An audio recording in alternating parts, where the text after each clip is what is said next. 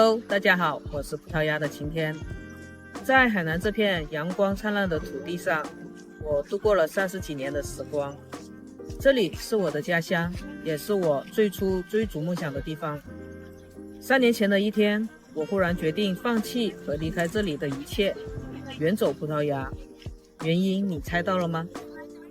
我从小生活在海南，大学毕业以后呢，就和朋友一起创业，开了公司、旅行社、咖啡厅和娱乐室，也攒下了人生的第一桶金。那时候开始，我也会在想，到底什么是我想要的，什么是我喜欢的。因为年轻的时候很爱玩嘛，也很爱喝酒，对调酒这个行业特别的感兴趣，于是呢就加入了这一行。慢慢的也越做越好，开了自己的调酒培训学校，也入股了朋友的调酒培训工作室，也教出了很多学生，也筹备了在当地还算比较著名的一些酒吧。只要我做首席调酒师的酒吧，在当时一定是最火的，客人都很喜欢喝我调的酒，包括我自创定制鸡尾酒。如果有机会，我也希望能够和你们喝一杯。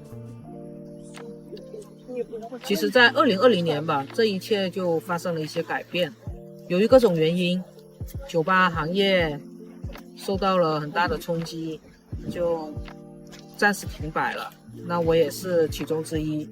在那段不得不在家休息的日子，我又开始重新思考，我到底想要过什么样的人生，未来我到底想要怎么样。于是我就开始探索了新的一条路。其实每个人对生命的体验不同，所经历的不同，所选择的肯定也会不一样，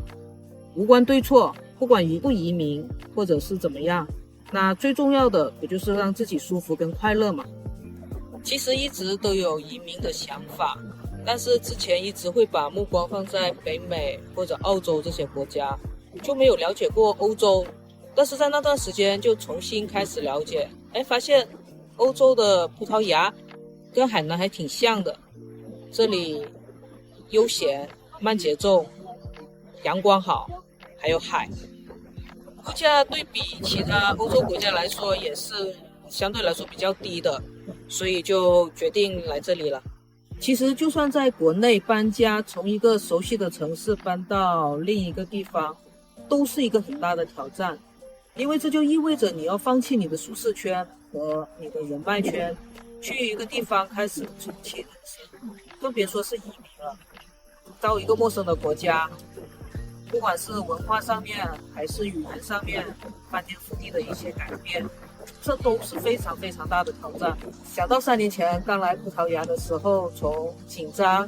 迷茫到现在从容轻松，其中经历过了很多很多，这也是我想要拍视频跟大家分享的原因之一。